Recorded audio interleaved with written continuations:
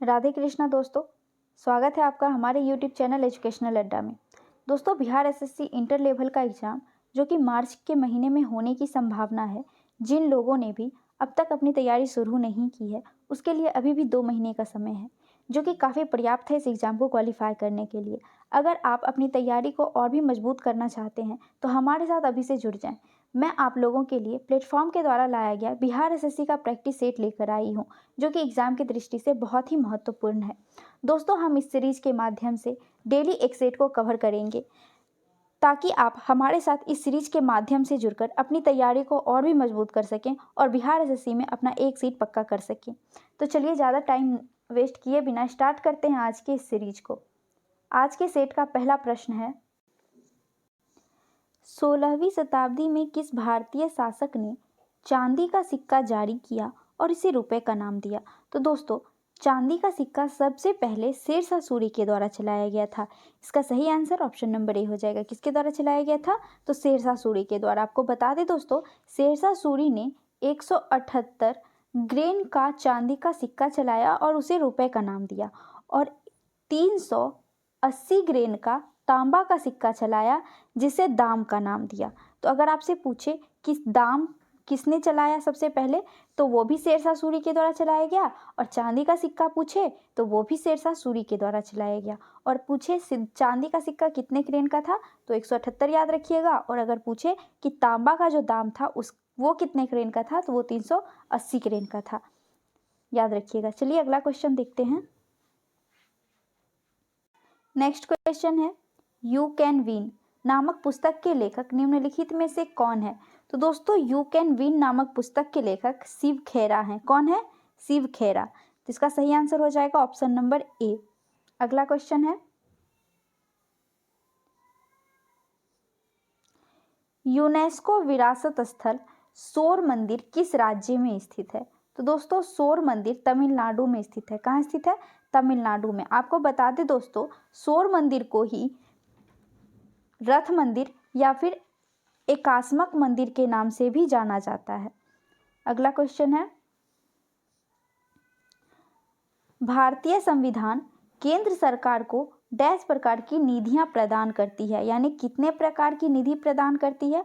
तो दोस्तों, 3 प्रकार की निधि प्रदान करती है। इसका सही आंसर ऑप्शन नंबर बी हो जाएगा। 3 प्रकार की निधि प्रदान की जाती है केंद्र सरकार को संविधान के द्वारा।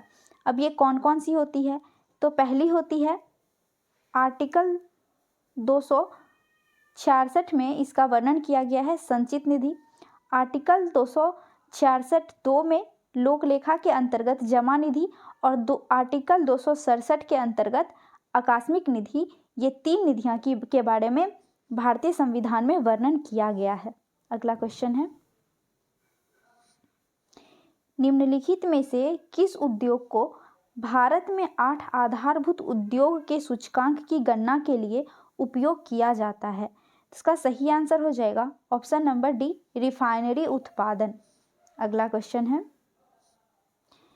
निम्नलिखित में से कौन प्रमुख नदी एक पूर्व की ओर बहने वाली नदी नहीं है?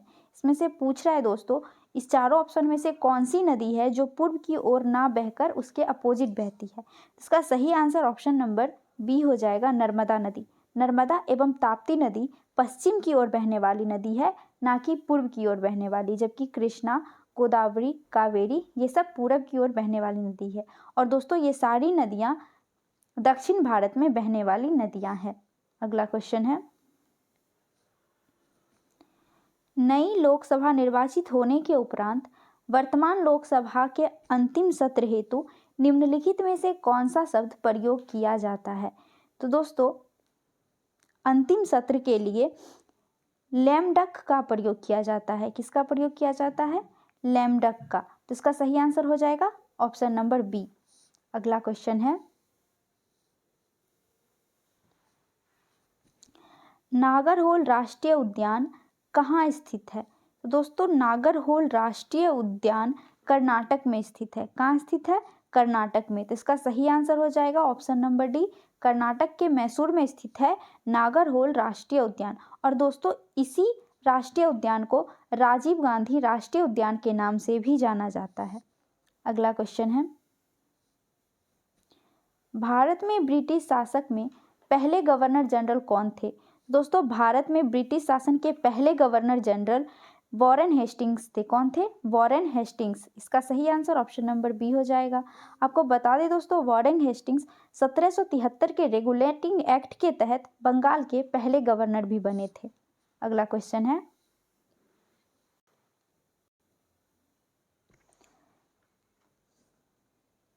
भारतीय संविधान का निम्नलिखित में से कौन सा अनुच्छेद राष्ट्रपति पर महाभियोग हेतु प्रक्रिया का प्रावधान करता है?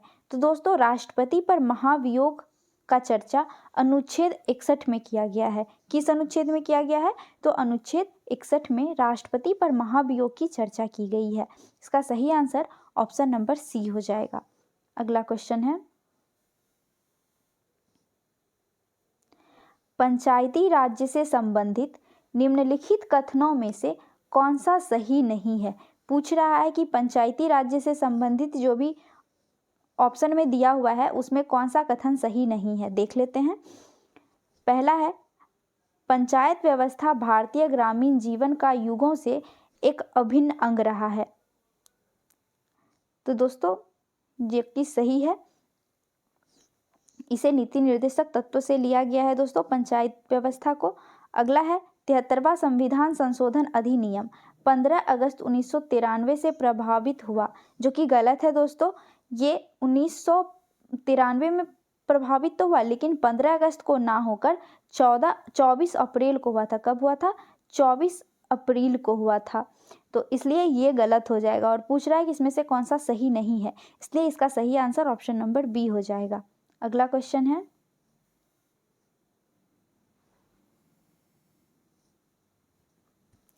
बिहार के गांवों तक वैज्ञानिक खेती को प्रभावी एवं गहरी पहुंच के लिए कौन योजना प्रारंभ किया गया था? तो दोस्तों, कौन सा योजना प्रारंभ किया गया था? तो ये किया गया था बिहार के लिए मेरा गांव मेरा गौरव। तो इसका सही आंसर हो जाएगा ऑप्शन नंबर बी। इसमें दोस्तों, भारत में मौजूद सभी कृषि वैज्ञानिक एवं ICAR के कॉलेज को और वहाँ के प्रोफेसर को सम्मिलित किया गया है। अगला क्वेश्चन है, भारत दुनिया के भौगोलिक क्षेत्रफल का कितना प्रतिशत भाग है? तो दोस्तों, भारत दुनिया के भौगोलिक क्षेत्र का 2.42% भाग है। तो इसका निकटतम पूर्णांक पूछ रहा है। इस ऑप्शन में ए में दिया है 2, इसलिए इसका सही आंसर ऑप्शन नंबर ए हो जाएगा। भारत टोटल भूभाग का 2% भारत का भूमि है। अगला क्वेश्चन है, टू लाइव्स पुस्तक के लेखक कौन है? दोस्तों, टू लाइव्स पुस्तक के लेखक विक्रम सेठ हैं। इसका सही आंसर हो जाएगा option number D, Vikram Seth. अगला क्वेश्चन है, अफ्रीकी देश जाम्बिया की राजधानी है। तो दोस्तों, जाम्बिया की राजधानी लुसाका है। कौन सा है? लुसाका। इसका सही आंसर हो जाएगा ऑप्शन नंबर सी। अगला क्वेश्चन है, अगला क्वेश्चन रीजनिंग का दिया हुआ है दोस्तों, चलिए देख लेते हैं। उस संख्या का चयन कीजिए जो निम्नलिखित श्रेणी में प्रश्न चिन्ह के स्थान पर आ सकती है। तो दोस्तों, 24, 70, 208 प्रश्न चिन्ह और 1864 दिया हुआ है। ये किस सीरीज में है? तो देखते हैं। जब आप 24 को 3 से मल्टीप्लाई करके -2 करेंगे तो 70 आएगा। और सेम पैटर्न जब आप 70 के साथ भी करेंगे, 3 से गुना करके -2 करेंगे तो 208 आएगा। फिर जब 208 को 3 से गुना करके -2 करेंगे तो 622 आएगा। और 622 में जब 3 से गुना करके -2 करेंगे तो 1864 आएगा। तो इसीलिए इसका सही आंसर 622 हो जाएगा, जो कि ऑप्शन नंबर बी में है। इसका सही आंसर ऑप्शन नंबर बी हो जाएगा। आप दोस्तों वीडियो पॉज करके चेक भी कर सकते हैं, तो आप इसे चेक कर लीजिएगा, ठीक है। चलिए नेक्स्ट क्वेश्चन देखते हैं। नेक्स्ट क्वेश्चन भी रीजनिंग का दिया हुआ है, देख लेते हैं इसको। इसमें भी सेम कह रहा है प्रश्न चिन्ह के स्थान पर क्या आएगा, ये पूछ रहा है। तो प्रश्न चिन्ह के स्थान पर देख लेते हैं। ये पैटर्न दिया हुआ है, देखिए दोस्तों, 1, 2, 3, 4, 5, 6, 7, 8, यहाँ आ जाएगा 9, 10 और ऊपर है 11, 12। ये इस पैटर्न को फॉलो किया है, इसलिए इसका सही आंसर हो जाएगा 9 और 10, जो कि ऑप्शन नंबर डी में दिया हुआ है। तो इसका सही आंसर ऑप्शन नंबर डी हो जाएगा। अगला क्वेश्चन है, उस विकल्प का चयन कीजिए जिसका तीसरे शब्द से वही संबंध है जो दूसरे शब्द का पहले शब्द से है। और इसमें क्या दिया हुआ है, उत्तर प्रदेश और लखनऊ। तो उत्तर प्रदेश की राजधानी है लखनऊ। अब पूछ रहा है छत्तीसगढ़, तो छत्तीसगढ़ की राजधानी रायपुर हो जाएगा। तो इसका सही मिलान क्या हो जाएगा, रायपुर। तो इसका सही आंसर ऑप्शन नंबर डी हो जाएगा। अगला क्वेश्चन देखते हैं। अगला क्वेश्चन है 24 विद्यार्थी एक पंक्ति में बैठा हुआ है। एफ दाएं से 17वां है और आर बाएं से 19वां स्थान है। एफ और आर के बीच कितने विद्यार्थी बैठे हुए हैं ये पूछ रहा है। और टोटल कितना विद्यार्थी है, 24 विद्यार्थी है। तो अगर आप इसको सिंपल तरीके से बनाना चाहेंगे तो आप 24 लकीर खींच लीजिएगा, ठीक है। 1 2 3 4 5 6 7 8 9 10 11 12 13 14 15 16 17 18 19 20 21 22 23 और 24, ठीक है। हमने 24 खींचा है। अब क्या कह रहा है, इधर लेफ्ट होता है और इधर राइट होता है। और क्या कह रहा है, एफ दाएं ओर से 17वां स्थान पे है, तो ये राइट हो गया। इधर से ये इधर 17वां स्थान पे है। तो गिन लेते हैं, 1 2 3 4 5 6 7 8 9 10 11 12 13 14 15 16 और 17, यानी आर यहाँ पे है, सॉरी एफ जो है वो यहाँ पे है। अब उसके बाद कह रहा है आर जो है वो बाएं से 19वें स्थान पे है, यानी इधर से इधर ये 19वें स्थान पे है।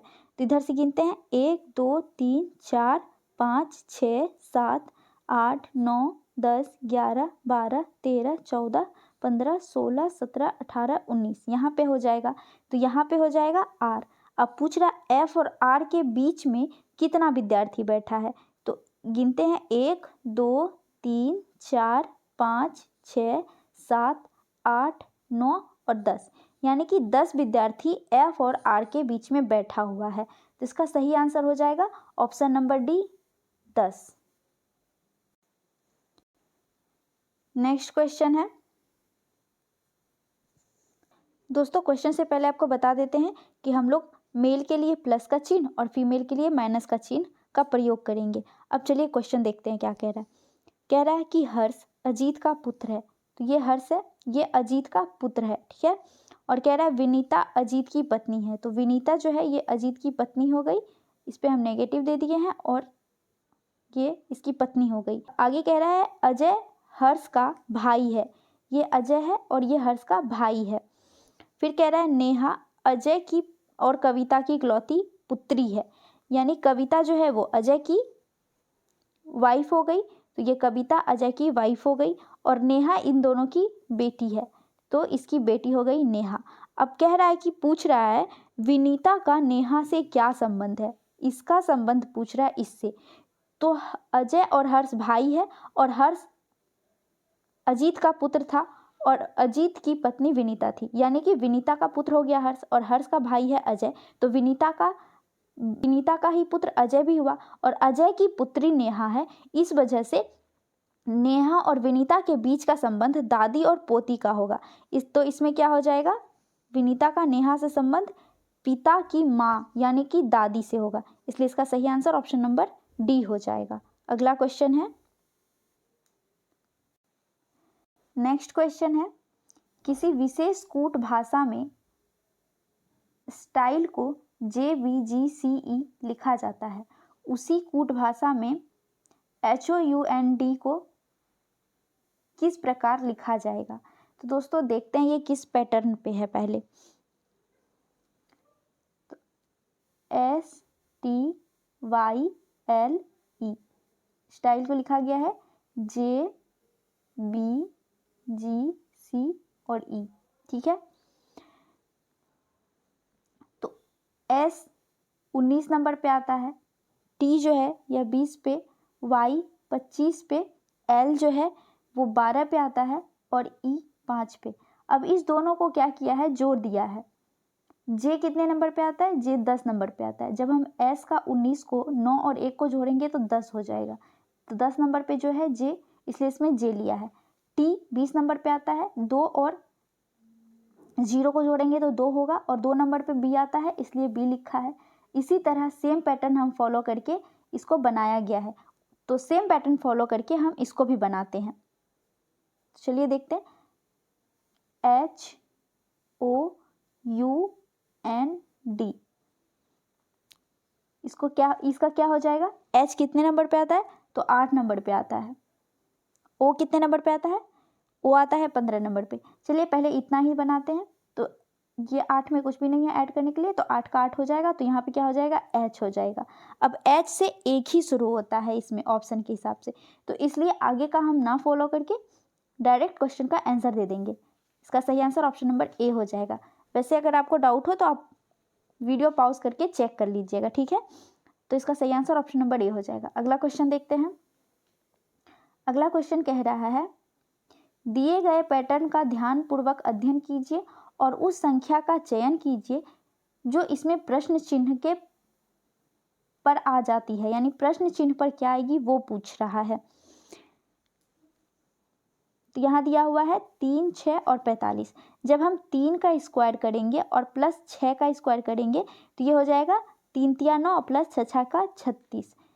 जब हम 36 और 9 को जोड़ेंगे तो 45 हो जाएगा। उसी प्रकार जब हम 1 का स्क्वायर कर 8 का स्क्वायर करके दोनों को जोड़ेंगे तो ये क्या हो जाएगा? 1 प्लस 8 8 64, दोनों को ऐड करके 65 हो जाएगा। सेम प्रोसेस हम यहाँ पे करेंगे। 6 का स्क्वायर हो जाएगा 36 प्लस 13 का स्क्वायर हो जाएगा 169, और जब हम इन दोनों को जोड़ेंगे तो 205 होगा। इसका सही आंसर हो जाएगा 205, यानी ऑप्शन नंबर बी। अगला क्वेश्चन देखते हैं। 4 संख्या समूह दिए गए हैं जिसमें से 3 किसी तरह से संगत है और एक असंगत है, और असंगत का चयन करने को कह रहा है। तो देख लेते हैं। 2, 3 और 6, तीनों को जोड़ेंगे तो ये 6 के बराबर ना हो रहा है, यानी कि 3, 3, 6, 2, 8 हो जा रहा है इसमें। अगला देखते हैं। 1, 2 और 3 को जोड़ेंगे तो ये 6 के बराबर हो जाएगा, बराबर 6 हो जाएगा। आगे कह रहा है, यानी इन 3 वर्ड को जोड़कर एक सबसे लास्ट वाला के बराबर हो रहा है। इसमें भी जब 3 को पहले के 3 को जोड़ेंगे तो लास्ट का एक 3 हो जाएगा। तो ये इस पैटर्न को फॉलो कर रहा है। इसका देखते हैं। 4, इस 3 को लास्ट को 3 को जोड़ेंगे तो 4 2 6 6 3 9 हो जा रहा है, जो कि 9 के बराबर हो रहा है, लास्ट वर्ड के बराबर हो रहा है।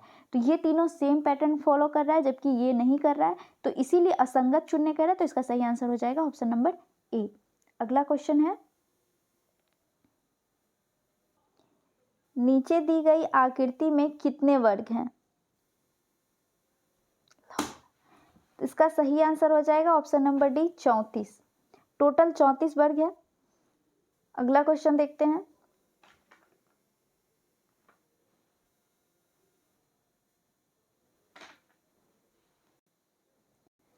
नेक्स्ट क्वेश्चन कह रहा है, दिए गए विकल्पों में से वह आकृति चुने जो नीचे दिए गए पैटर्न को पूरा करता है। दोस्तों देखिए, नीचे दिया हुआ है, इसमें गोल सर्कल सर्कल दिया हुआ है इस दोनों में, यहाँ पे प्लस दिया, यहाँ प्लस दिया है, तो यहाँ पे भी प्लस हो जाएगा। इसमें पूरा लाइन है, इसको भी पहले पूरा लाइन ड्रॉ करते हैं, ठीक है। फिर यहाँ पे प्लस और यहाँ पे प्लस, जब हम इसको गोल करते हैं, यहाँ पे भी गोल और यहाँ पे भी गोल दे देते हैं, ठीक है। तो ये क्या हो जाएगा? ये किस पैटर्न को फॉलो करेगा? तो ये ऐसे बनेगा, ऐसे बनेगा, यहाँ पे सर्कल आएगा और यहाँ पे प्लस चिन्ह आएगा। तो ये कौन से नंबर के ऑप्शन में है? ऑप्शन नंबर ए में। तो इसका सही आंसर ऑप्शन नंबर ए हो जाएगा। अगला क्वेश्चन है, सुबह की सभा के दौरान बच्चों की एक पंक्ति में राहुल दोनों सिरों से 16वें स्थान पर है। पंक्ति में कुल कितने बच्चे हैं? कह रहा है दोस्तों, एक पंक्ति है, उसमें राहुल दोनों तरफ से, यानी कि लेफ्ट से भी और राइट से भी, दोनों तरफ से वो 16वें स्थान पे है। जब हम इधर से काउंट करेंगे तो ये 16 स्थान हो गया, 16वां स्थान, और जब हम इधर से काउंट करेंगे तो ये तो 16 स्थान हो चुका था, लेकिन इधर बाकी तो 15 ही बच्चा बचेगा ना, तभी ना इधर 16वां स्थान आएगा। तो इधर का 16 और इधर का 15, इसको ऐड कर देंगे, 16 प्लस 15 को ऐड कर देंगे तो कितना हो जाएगा? ये हो जाएगा 31। तो इसका सही आंसर ऑप्शन नंबर ए हो जाएगा। अगला क्वेश्चन है, वेद बिंदु ए से पूर्व की दिशा में 15 मीटर चलता है। तो वेद जो है बिंदु ए से 15 मीटर चलता है पूर्व दिशा में, इधर पूर्व दिशा में है, ये 15 मीटर चला। उसके उसके बाद कह रहा है दक्षिण की ओर मुड़ता है और 8 मीटर चलकर बिंदु बी तक पहुंचता है। फिर दक्षिण दिशा में मुड़ा और 8 मीटर चलकर बिंदु बी पर पहुंच गया। अब बोल रहा है कि बिंदु ए और बिंदु बी के बीच की दूरी कितनी है। तो बिंदु ए और बिंदु बी के बीच की दूरी पूछ रहा है। दोस्तों इसमें हम पाइथागोरस थ्योरम का फॉर्मूला लगाएंगे। ये 90 डिग्री एंगल हो गया इसका फॉर्मूला होता है पाइथागोरस का। इसको लंब मान लेते हैं, एल मान लेते हैं, इसको बेस आधार मान लेते हैं और इसके कर्ण हो गया। इसका फॉर्मूला होता है h equal to under root L square plus B square. तो ये हो जाएगा L है 15 का स्क्वायर प्लस B 8 का स्क्वायर, ये अंडर रूट में। तो ये हो जाएगा h equal to under root 15 का स्क्वायर हो जाता है 225 प्लस 8 का स्क्वायर 64। तो ये हो जाएगा अंडर रूट 5 4 9 6 2 8 और 2 289। जब हम इसको अंडर रूट से निकालेंगे तो ये 17 का स्क्वायर हो जाएगा। इसका सही आंसर हो जाएगा option number B 17। Next question है, उस संख्या का चयन कीजिए जो निम्नलिखित श्रेणी में प्रश्न चिन्ह के स्थान पर आएगी। दोस्तों इसका सही आंसर हो जाएगा ऑप्शन नंबर ए। अगला क्वेश्चन है, समरूप जोड़े की पहचान करें। बोल रहा है नदी पुल, जिस तरह हम नदी पर पुल बनाकर उसे उपयोग में लाते हैं उसी प्रकार हम लोग पहाड़ में सुरंग बनाकर उसे पार करने के लिए उपयोग में लाते हैं। तो ये सुमेलित है ऑप्शन नंबर बी से, पहाड़ और सुरंग। तो इसका सही आंसर ऑप्शन नंबर बी हो जाएगा। अगला क्वेश्चन है, दिए गए कथन और निष्कर्षण को ध्यान से पढ़ें और निर्णय लें कि कौन से निष्कर्षण कथन में निहित है। कथन दिया हुआ है मानव और बानर के कुछ गुण समान हैं, और निष्कर्षण का पहला दिया हुआ है, पहला निष्कर्षण में वानर मानव की तुलना में अधिक चालाक होता है, और दूसरा निष्कर्ष दिया हुआ है मानव वानर की तुलना में अधिक चालाक होता है। दोस्तों इसमें कथन में चालाक के बारे में कहीं पे भी चर्चा नहीं की गई है, इसलिए निष्कर्षण का पहला और दूसरा दोनों स्टेटमेंट गलत हो जाएगा। तो इसका सही आंसर हो जाएगा ऑप्शन नंबर बी। ना तो निष्कर्षण 1 और ना ही निष्कर्षण 2 सही है, यानी कि निहित है। अगला क्वेश्चन देखते हैं। अगला क्वेश्चन है, 23,808 की धनराशि ए बी सी और डी के बीच इस प्रकार बांटी जाती है कि ए और बी के हिस्से का अनुपात 8:9, बी और सी के हिस्से का अनुपात 3:5 तथा सी और डी के हिस्से का अनुपात 1:2 है। बी के हिस्से में कितनी धनराशि आएगी। दोस्तों ये मैथ का क्वेश्चन है, आगे कुछ क्वेश्चन मैथ के दिए हुए हैं, तो हम मैथ के लिए एक अलग सीरीज लेके आएंगे, आप उसमें जुड़िएगा और आप मैथ के क्वेश्चन को सॉल्व कर पाएंगे फिर। तो दोस्तों हम मैथ का सिर्फ आंसर बता देते हैं, आप इसे चेक कर लीजिएगा या वीडियो पॉज करके आप इसे बना लीजिएगा। तो इसका सही आंसर ऑप्शन नंबर ए हो जाएगा 3456। अगला क्वेश्चन देखते हैं। एक वस्तु को उसके अंकित मूल्य पर 30% की छूट देकर बेचा गया। यदि 20% का लाभ प्राप्त होता है और वस्तु का क्रय मूल्य 840 है तो वस्तु का अंकित मूल्य कितना होगा। तो इसका सही आंसर हो जाएगा ऑप्शन नंबर ए 1440। अगला क्वेश्चन ये भी मैथ का है। एक विभाजन नियम के भाजक भागफल का 8 गुना है और शेषफल का 9 गुना है। यदि शेषफल 24 है तो भाज्य संख्या है। इसका सही आंसर हो जाएगा दोस्तों ऑप्शन नंबर बी 5856। अगला क्वेश्चन है, 17 गेंदों को 840 में बेचने पर 5 गेंदों के लागत मूल्य के बराबर हानि होती है। एक गेंद का लागत मूल्य RS क्या है। तो इसका सही आंसर ऑप्शन नंबर बी हो जाएगा 70। अगला क्वेश्चन है, एक आयत का विकर्ण √31 सेंटीमीटर है और इसका क्षेत्रफल 25 सेंटीमीटर स्क्वायर है। आयत का परिमाप सेंटीमीटर में क्या होगा। इसका सही आंसर ऑप्शन नंबर बी हो जाएगा 18।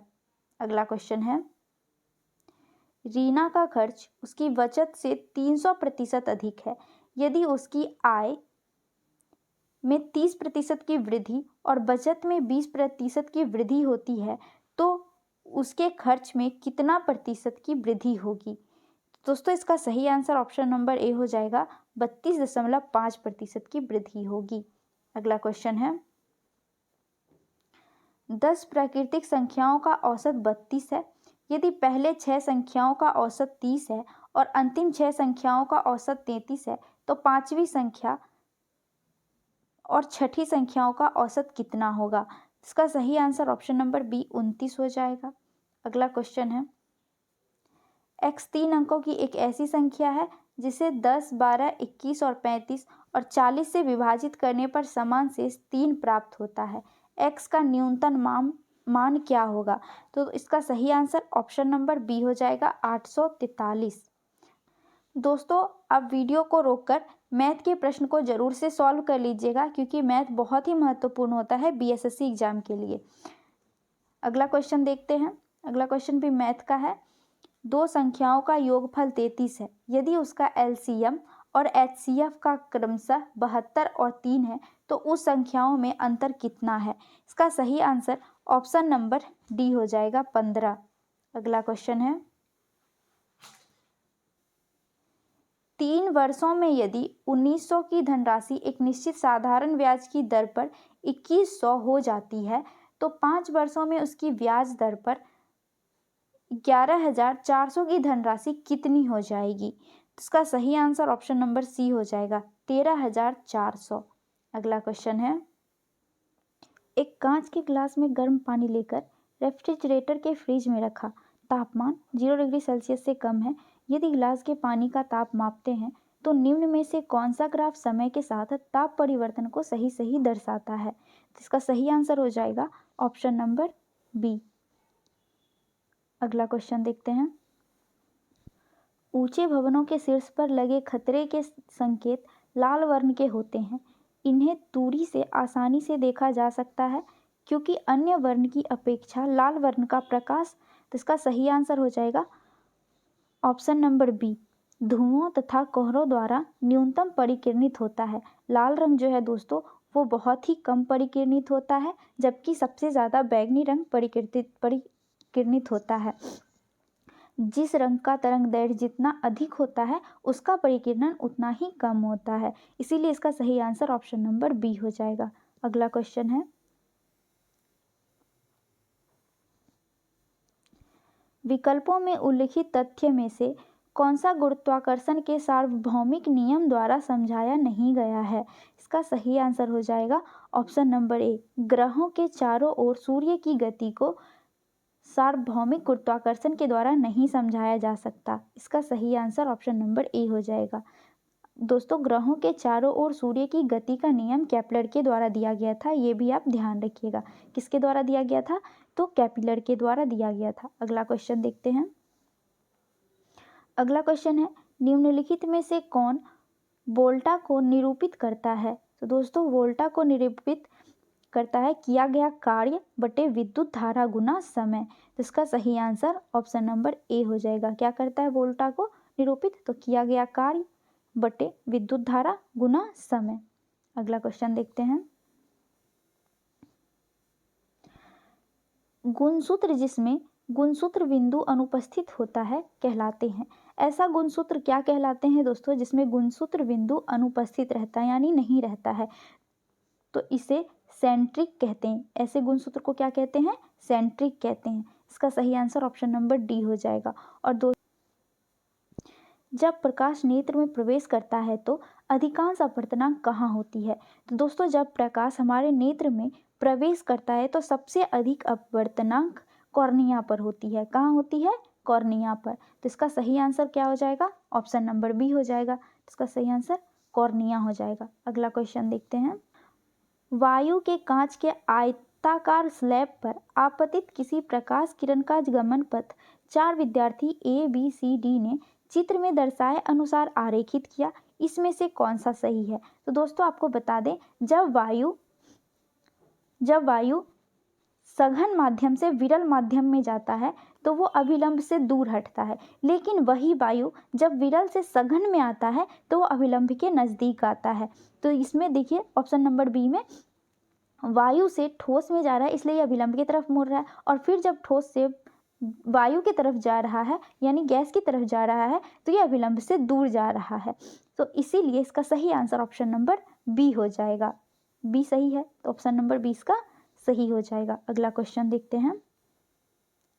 अगला क्वेश्चन है लेंस की शक्ति का एसआई इकाई क्या है? तो दोस्तों लेंस की शक्ति का एसआई मात्रक डायोप्टर होता है। इसका सही आंसर ऑप्शन नंबर बी हो जाएगा, डायोप्टर। अगला क्वेश्चन है गतिशील विद्युत आवेश उत्पन्न करता है। तो दोस्तों गतिशील विद्युत आवेश दोनों विद्युत तथा चुंबकीय क्षेत्र उत्पन्न करता है। कौन उत्पन्न करता है? दोनों विद्युत तथा चुंबकीय क्षेत्र। तो इसका सही आंसर ऑप्शन नंबर सी हो जाएगा। अगला क्वेश्चन है निम्नलिखित में से कौन एल्केन को दर्शाता है? तो इसका सही आंसर ऑप्शन नंबर बी हो जाएगा। ये एल्केन का फॉर्मूला होता है CN प्लस H2N प्लस 2। तो ये एल्केन का फॉर्मूला हो जाएगा। अगला क्वेश्चन है शेरशाह सूरी और हुमायूं के बीच कन्नौज का युद्ध कब लड़ा गया था? दोस्तों कन्नौज का युद्ध 1540 ईस्वी में लड़ा गया था शेरशाह सूरी और हुमायूं के बीच। तो इसका सही आंसर हो जाएगा ऑप्शन नंबर सी। अगला क्वेश्चन है राष्ट्रीय ऊर्जा संरक्षण दिवस मनाया जाता है। तो राष्ट्रीय ऊर्जा संरक्षण दिवस दोस्तों यह 14 दिसंबर को मनाया जाता है। कब मनाया जाता है? तो 14 दिसंबर को। इसका सही आंसर ऑप्शन नंबर सी हो जाएगा।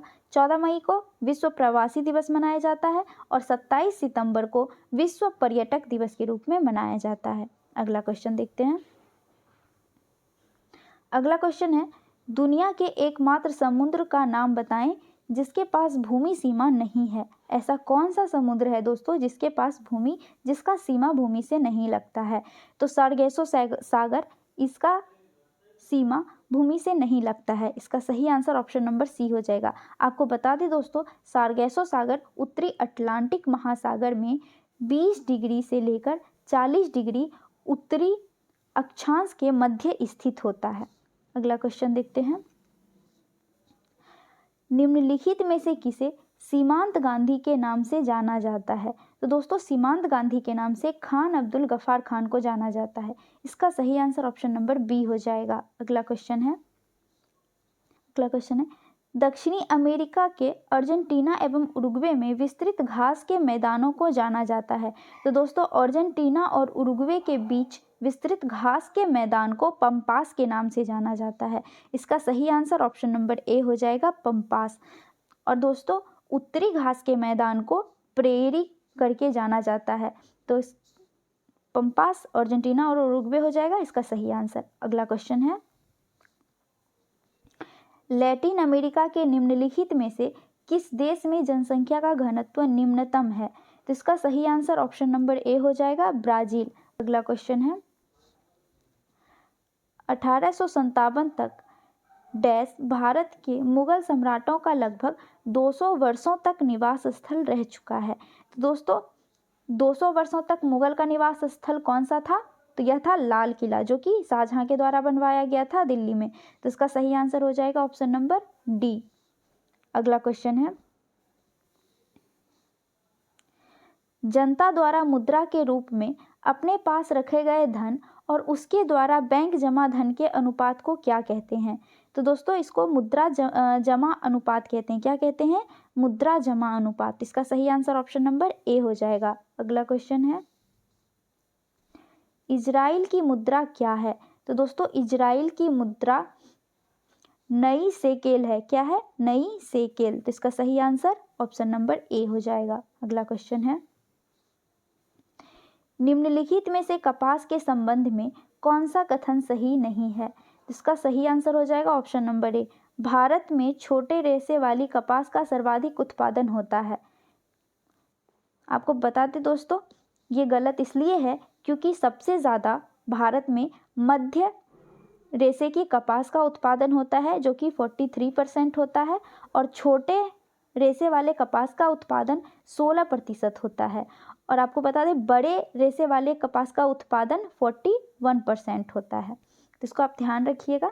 मध्य का होता है 43, सबसे बड़ा वाला का होता है 41% और सबसे छोटा वाला का 16%। तो इसका सही आंसर क्या हो जाएगा? ऑप्शन नंबर ए हो जाएगा। भारत में छोटे रेशे वाले कपास का सर्वाधिक उत्पादन नहीं होता है, और इसमें दिया हुआ है कि होता है, इसलिए ये गलत हो जाएगा। अगला क्वेश्चन देखते हैं। भारतीय भूवैज्ञानिक सर्वेक्षण का मुख्यालय कहाँ स्थित है? तो दोस्तों भारतीय भूवैज्ञानिक सर्वेक्षण का मुख्यालय कोलकाता में स्थित है। कहाँ स्थित है? कोलकाता में। तो इसका सही आंसर ऑप्शन नंबर बी हो जाएगा। अगला क्वेश्चन है, निम्नलिखित में से कौन सी नृत्य शैली राजस्थान से संबंधित नहीं है? तो गणगौर ये राजस्थान की नृत्य शैली है। लावनी ये नहीं है, ये महाराष्ट्र की नृत्य शैली है। तो इसका सही आंसर ऑप्शन नंबर बी हो जाएगा। इसमें पूछ रहा है राजस्थान से संबंधित कौन सी नहीं है, तो लावनी महाराष्ट्र से संबंधित है, जबकि गणगौर, घूमर और कालबेलिया ये तीनों राजस्थान से संबंधित है। अगला क्वेश्चन देखते हैं। देवगढ़ का दशावतार मंदिर निम्न में से किस राज्य में स्थित है? तो दोस्तों देवगढ़ का दशावतार मंदिर उत्तर प्रदेश से संबंधित है। कहाँ स्थित है दोस्तों? उत्तर प्रदेश में स्थित है। और आपको बता दें दोस्तों, देवगढ़ का जो दशावतार मंदिर है ये विष्णु भगवान को समर्पित है। इसका सही आंसर क्या होगा? ऑप्शन नंबर बी हो जाएगा, उत्तर प्रदेश। अगला क्वेश्चन है, निम्नलिखित में से किसे दर्शन की सांख्य प्रणाली की स्थापना का श्रेय दिया जाता है? तो दोस्तों सांख्य दर्शन कपिल मुनि के द्वारा दिया गया था। इसका सही आंसर ऑप्शन नंबर बी हो जाएगा। आपको बता दें दोस्तों, प्राचीन काल में दर्शन कितने प्रकार के थे? तो 6 प्रकार के थे। ध्यान रखिएगा, 6 प्रकार के दर्शन थे। कौन कौन से थे? तो योग दर्शन थे, जिनके संस्थापक पतंजलि थे। उसके बाद सांख्य दर्शन, जिनके संस्थापक कपिल मुनि थे। उसके बाद न्याय दर्शन, जिसके संस्थापक गौतम मुनि थे। फिर वैशेषिक दर्शन के संस्थापक कणाद थे। फिर पूर्व मीमांसा के संस्थापक जैमिनी थे एवं उत्तर मीमांसा के संस्थापक वादरायन थे। तो ये आप ध्यान रखिएगा, इसमें से कोई भी एक क्वेश्चन पूछा जा सकता है। अगला क्वेश्चन है, जब भारत स्वतंत्र हुआ उस समय भारतीय राष्ट्रीय कांग्रेस के अध्यक्ष कौन थे? तो दोस्तों जब भारत स्वतंत्र हुआ था उस समय भारतीय राष्ट्रीय कांग्रेस के अध्यक्ष जे.बी. कृपलानी थे। कौन थे? जे.बी. कृपलानी। तो इसका सही आंसर ऑप्शन नंबर डी हो जाएगा।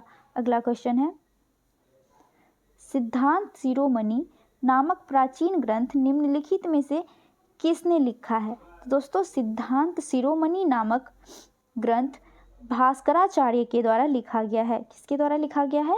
भास्कराचार्य जी के द्वारा लिखा गया। तो इसका सही आंसर ऑप्शन नंबर सी हो जाएगा। अगला क्वेश्चन है, पंजाब हिमालय डैश नदियों के मध्य स्थित है? दोस्तों पंजाब हिमालय सिंधु और सतलज के बीच स्थित है। किसके बीच स्थित है? सिंधु और सतलज के बीच। तो इसका सही आंसर ऑप्शन नंबर बी हो जाएगा। अगला क्वेश्चन है, 19वें एशियाई खेल में भारतीय महिला क्रिकेट टीम ने कौन सा पदक प्राप्त किया था? तो दोस्तों स्वर्ण पदक प्राप्त किया गया था भारतीय महिला क्रिकेटर टीम के द्वारा। इसका सही आंसर ऑप्शन नंबर ए हो जाएगा। अगला क्वेश्चन है, बिहार में सोन नदी का प्रवेश किस जिला से होता है? तो दोस्तों बिहार में सोन नदी का प्रवेश रोहतास से होता है। कहाँ से होता है? रोहतास से। इसका सही आंसर हो जाएगा ऑप्शन नंबर बी। अगला क्वेश्चन है, बिहार में कुल कितने रामसर साइट हैं? तो दोस्तों बिहार में सिर्फ एक रामसर साइट है, और वो कौन सा है?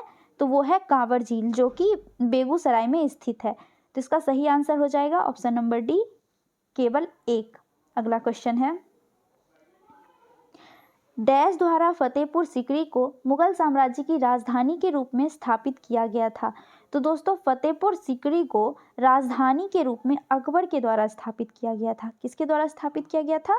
अकबर के द्वारा। तो इसका सही आंसर ऑप्शन नंबर बी हो जाएगा। अगला क्वेश्चन है, प्रधानमंत्री सहित मंत्रिपरिषद में मंत्रियों की कुल संख्या लोकसभा के सदस्यों की कुल संख्या के डैश से अधिक नहीं हो सकती है। तो दोस्तों 15% से अधिक नहीं हो सकती है। इसका सही आंसर ऑप्शन नंबर डी हो जाएगा।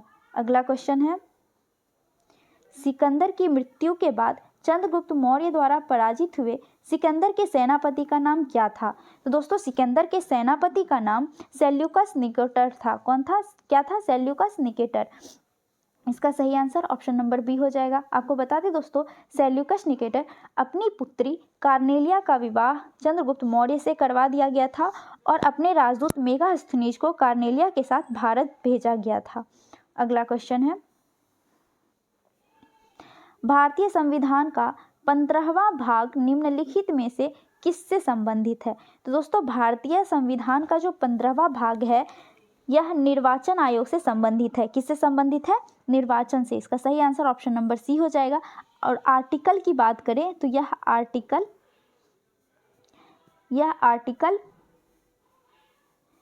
324 से 329 के बीच निर्वाचन के बारे में भाग 15 में भारतीय संविधान में दिया हुआ है। अगला क्वेश्चन है, कोरोमंडल का मैदान भारत की डैश दिशा में अवस्थित है? तो दोस्तों कोरोमंडल का मैदान दक्षिणी दिशा में स्थित है। कहाँ स्थित है? दक्षिणी दिशा में, भारत के दक्षिणी दिशा में स्थित है। और यह कोरोमंडल का तट कहते किसको हैं? तो आपको बता दें, तमिलनाडु के तट को कोरोमंडल का तट कहा जाता है।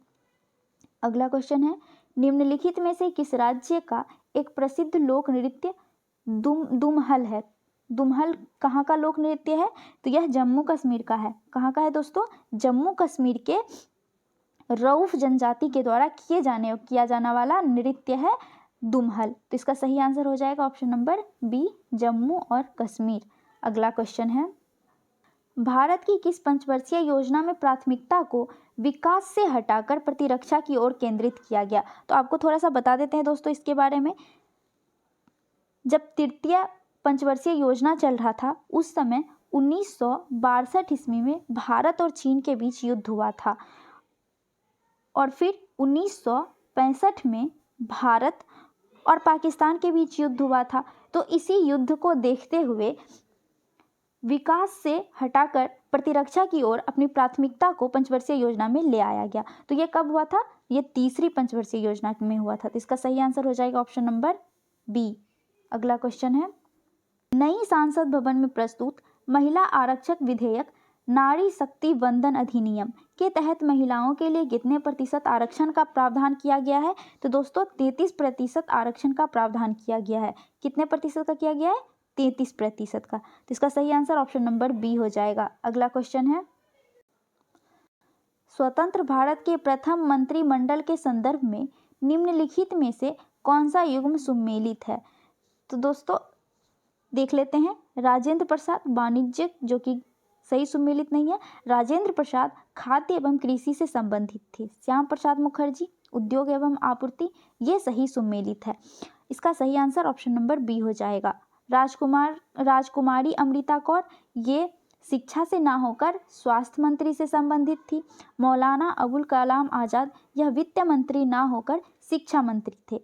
इसमें सिर्फ एक ही सुमेलित है, ऑप्शन नंबर बी में श्यामा प्रसाद मुखर्जी उद्योग एवं आपूर्ति विभाग से संबंधित थे, इसीलिए इसका सही आंसर ऑप्शन नंबर बी हो जाएगा। अगला क्वेश्चन है, निम्नलिखित में से कौन सा भारतीय संविधान की 7वीं अनुसूची में राज्य सूची में शामिल मामला है? तो दोस्तों इसका सही आंसर ऑप्शन नंबर सी हो जाएगा, बाजार और मेले। अगला क्वेश्चन है, महिला हॉकी जूनियर एशियाई कप 2023 का खिताब किस देश ने जीता? दोस्तों महिला हॉकी जूनियर एशियाई कप 2023 का खिताब भारत के द्वारा जीता गया था। तो इसका सही आंसर ऑप्शन नंबर ए हो जाएगा, भारत। अगला क्वेश्चन है, जून 2023 में वर्ष 2011 के लिए गांधी शांति पुरस्कार से किसे सम्मानित किया गया? तो दोस्तों गीता प्रेस, जो कि गोरखपुर में स्थित है, इसे गांधी शांति पुरस्कार से सम्मानित किया गया था। इसका सही आंसर ऑप्शन नंबर बी हो जाएगा। अगला क्वेश्चन है, 2023 में इसरो द्वारा चंद्रमा पर अपनी तीसरी मिशन चंद्रयान 3 किस रॉकेट से लॉन्च किया गया था? तो दोस्तों ये GSLV M3 M4 के द्वारा लॉन्च किया गया था चंद्रयान 3। इसका सही आंसर ऑप्शन नंबर बी हो जाएगा। अगला क्वेश्चन है, टोक्यो ओलंपिक 2020 का आदर्श वाक्य क्या था? दोस्तों टोक्यो ओलंपिक 2020 का आदर्श वाक्य यूनाइटेड बाय इमोशन था। तो इसका सही आंसर ऑप्शन नंबर बी हो जाएगा, यूनाइटेड बाय इमोशन। अगला क्वेश्चन है, महिला उद्यमिता दिवस प्रतिवर्ष कब मनाया जाता है? तो दोस्तों महिला उद्यमिता दिवस प्रतिवर्ष 19 नवंबर को मनाया जाता है। तो इसका सही आंसर ऑप्शन नंबर ए हो जाएगा, 19 नवंबर महिला उद्यमिता दिवस। अगला क्वेश्चन है, अगला क्वेश्चन रीजनिंग का है दोस्तों। कह रहा है उस विकल्प का चयन करें जिसका तीसरे शब्द से वही संबंध है जो दूसरे शब्द के का पहले शब्द से है। तो देखते हैं, कैनवास चित्रकार। दोस्तों कैनवास चित्रकार के द्वारा, कैनवास पर चित्रकार के द्वारा चित्र बनाया जाता है, उसी तरह दीवार पर पेंटर के द्वारा पेंटिंग किया जाता है। तो इसलिए इसका सही आंसर ऑप्शन नंबर बी हो जाएगा, पेंटर। अगला क्वेश्चन है, क्वेश्चन कह रहा है यदि गुना का अर्थ प्लस है, प्लस का अर्थ भागा है, भागा माइनस का अर्थ मल्टीप्लाई है और भागा का अर्थ माइनस है, तो 16 गुना 15 प्लस 5 माइनस 2 भागा 4 का मान ज्ञात करें। चलिए देख लेते हैं। 16 गुना का अर्थ क्या कहा है? गुना का अर्थ प्लस कहा है, तो 16 प्लस 15 कर देंगे, और प्लस का अर्थ कहा है, प्लस का अर्थ भागा कहा है, तो भागा 5 कर देंगे। माइनस का अर्थ गुना कहा है, तो गुना 2 कर देंगे, और भागा का अर्थ माइनस कहा है, तो माइनस 4 करेंगे। अब सॉल्व कर लेते हैं। 5 से कट जाएगा, 3 बार में 15, और 3 दूना 6 हो जाएगा, यानी कि 16 प्लस 6 माइनस 4 बराबर क्या हो जाएगा? 18 हो जाएगा। तो इसका आंसर निकल के क्या आया? 18 निकल के आया। तो इसका सही आंसर ऑप्शन नंबर बी हो जाएगा। अगला क्वेश्चन है, 18 अक्टूबर 2003 को शनिवार था और 18 अक्टूबर 2005 को कौन सा दिन होगा? तो दोस्तों कह रहा है कि 18 अक्टूबर 2003 को शनिवार था, तो 18 अक्टूबर 2005 को कौन सा दिन होगा? तो ध्यान रखिएगा, अगर तिथि यानी कि दिनांक समान हो, मंथ भी समान हो, ईयर में परिवर्तन हो, तो फिर क्या करते हैं ऐसे में जो नॉर्मल ईयर होता है उसे उसमें 1 बढ़ाते हैं, और जो लीप ईयर होता है उसमें 2 दिन बढ़ाते हैं। तो 2 साल बढ़ा है, जिसमें 2004 जो है वो लीप ईयर है, तो 2003 में 1 दिन बढ़ा देंगे, 2004 में 2 दिन, तो 18 तारीख था, 18 तारीख को शनिवार था, तो शनिवार प्लस 3 दिन करेंगे तो कौन सा दिन हो जाएगा? शनिवार के बाद रविवार, सोमवार, और फिर तीसरा दिन कौन सा हो जाएगा? मंगलवार हो जाएगा। तो इसका सही आंसर क्या हो जाएगा? मंगलवार हो जाएगा। तो ऑप्शन नंबर सी इसका सही आंसर हो जाएगा। अगला क्वेश्चन है,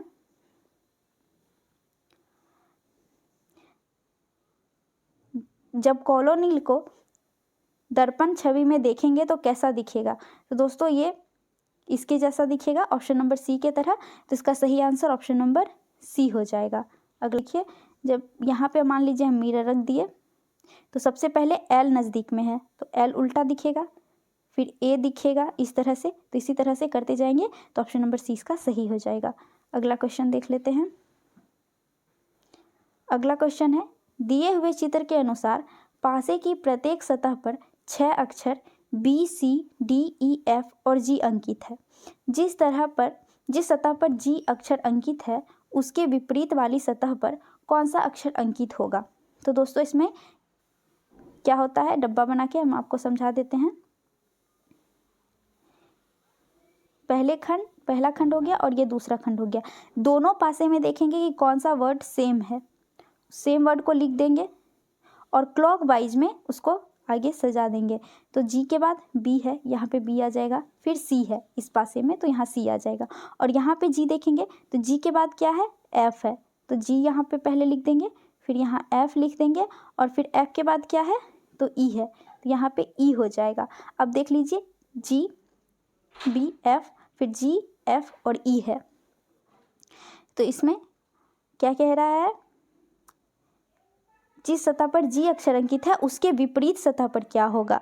तो दोस्तों उसके विपरीत सतह पर डी हो जाएगा। तो इसका सही आंसर ऑप्शन नंबर बी यानी कि डी, जी के विपरीत सतह पर हो जाएगा। अगला क्वेश्चन देखते हैं।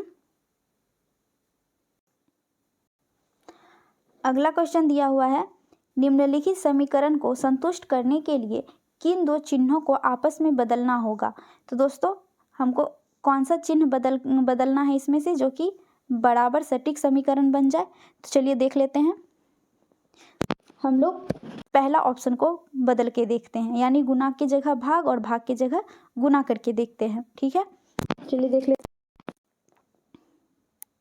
36 प्लस यहाँ पे 6 की जगह भाग है, भाग को गुना कर देते हैं। 6 गुना 3, उसके बाद -20, फिर क्या है गुना है तो गुना की जगह पे भाग कर देते हैं, क्योंकि भाग और गुना को आपस में बदल दिए हैं। तो देखते हैं क्या ये 50 के बराबर आ रहा है। तो 5 से काटेंगे 4 बार में, 20 को कट गया। अब 36 प्लस 6 और 3 को गुना करेंगे तो 18 हो जाएगा और -4 कर देंगे। तो ये जब हम जोड़ेंगे तो 50 के बराबर हो जाएगा, जो कि समीकरण को सही दिखा रहा है।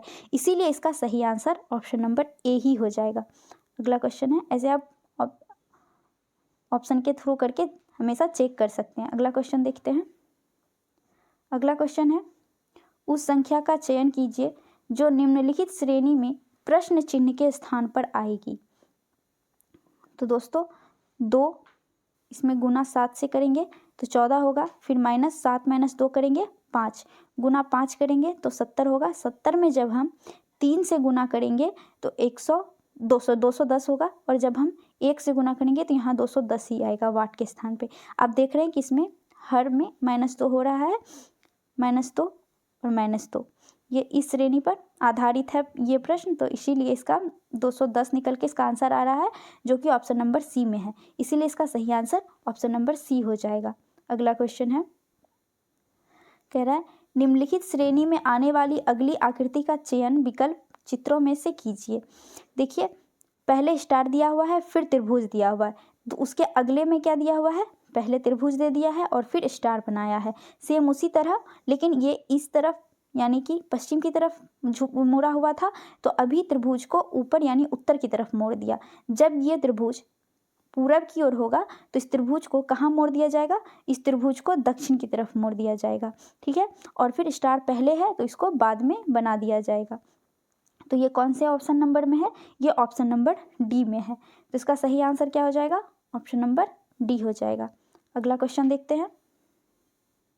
अगला क्वेश्चन है, 7 जनवरी 2011 को सप्ताह का कौन सा दिन था।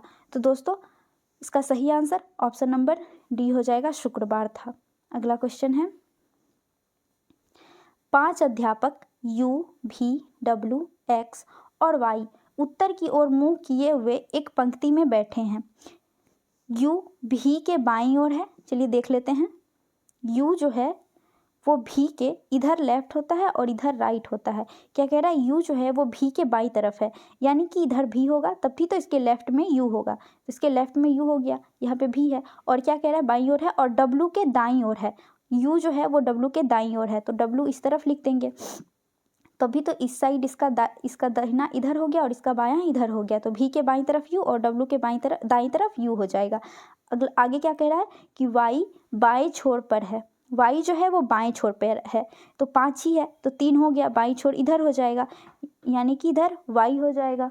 उसके बाद फिर आगे कह रहा है कि V X के बाईं ओर है, यानी ये V जो है वो X के बाईं ओर है, यानी कि यहाँ पे जब हम x रखेंगे तो x के बाईं ओर भी हो जाएगा। ठीक है, अब कह रहा है कि पंक्ति में के मध्य में कौन बैठा है। 5 लोग थे, पांचों को हमने सजा दिया है और अब बीच में कौन आ गया है, तो बीच में u आ गया है। आप देख रहे हैं पहले y है, फिर w है, फिर u है, फिर b है, फिर x है, तो बीच में कौन है, u है। इसीलिए इसका सही आंसर क्या हो जाएगा, u हो जाएगा। तो ऑप्शन नंबर बी में u है, इसीलिए ऑप्शन नंबर बी जो है वो सही हो जाएगा। अगला क्वेश्चन है, निम्नलिखित श्रेणी में लुप्त संख्या ज्ञात कीजिए। इसमें लुप्त संख्या ज्ञात करने कह रहा है, चलिए देख लेते हैं। इसका सही आंसर हो जाएगा दोस्तों इसको देखिए, जब हम पहले वाले को दूसरे वाले से जोड़ेंगे तो तीसरा वाला आएगा। सेम उसी तरह जब हम दूसरे और तीसरे को जोड़ेंगे तो चौथा आएगा। फिर उसी तरह जब तीसरे और चौथे को जोड़ेंगे तो पांचवा आएगा। इसी तरह हम लोग जोड़ते जाएंगे। तो इसमें खाली स्थान की जगह पे देखना है तो हम लोग 55 + 34 कर देंगे। कितना आ जाएगा?